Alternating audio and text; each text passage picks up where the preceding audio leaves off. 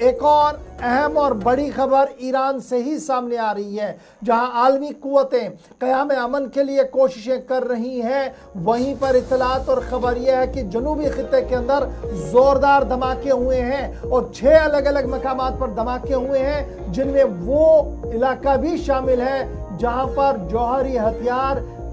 روس کی نگرانی میں رکھے گئے تھے۔ بالکل، یاد تک کہ 3 دنوں کے دوران سب سے بڑے حملوں میں سے ایک ہے۔ جوابی حملے جو کیے گئے ہیں، اس کے بعد میڈیشن کا ایک سلسلہ شروع ہوا، لیکن ایران کا دعویٰ فوجی تنصیب پر امریکہ اور اسرائیل کی طرف سے مشترکہ حملہ کیا گیا ہے۔ ابتدائی معلومات یہ ہیں کہ امریکہ کی جانب سے انکار کیا جا رہا ہے کہ اس نے کسی بھی طریقے سے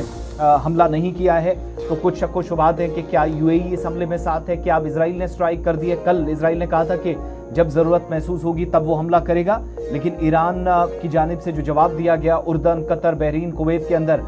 جو ڈرون سے اسٹرائکس کی گئی ہیں، مشرقی وسطیٰ کے اندر امریکہ اور ایران کے درمیان یہ کشیدگی اب ایک بار پھر سے خطرناک مرحلے میں داخل ہو گئی ہے۔ ایک دوسرے پر حملے جاری رکھے ہوئے ہیں، جبکہ ثالث بھی جنگ بندی کے لیے متحرک ضرور نظر آ رہے ہیں، لیکن امریکہ کی طرف سے ایران پر 90 اہداف پر کل حملے کیے گئے تھے۔ آج امریکی فوج کی جانب سے مزید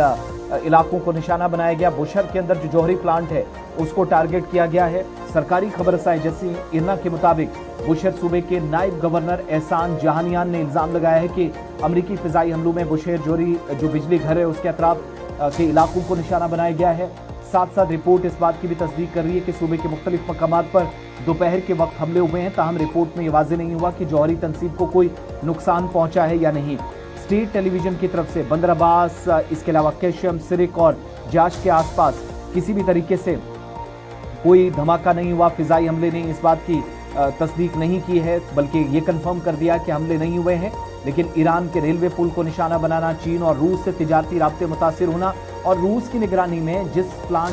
نیوکلیئر پلانٹ پر کام چل رہا تھا اس کو ٹارگٹ کیا گیا ہے، جبکہ امریکہ کی طرف سے کیے گئے حملوں میں کم از کم 14 افراد ایران کے اندر ابھی تک مارے گئے، 78 افراد زخمی ہوئے ہیں۔ اکثریت فوجی اہلکاروں کی ہے، جس کی تصدیق خود تہران کی جانب سے کی گئی ہے، لیکن فوجی تنصیبات پر امریکی حکام نے حملے کیے ہیں۔ اس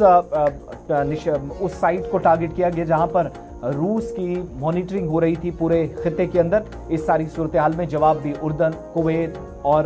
یو اے ای کے اندر امریکن بیسز کو ٹارگٹ کر کے دیا گیا ہے ایران کی طرف سے۔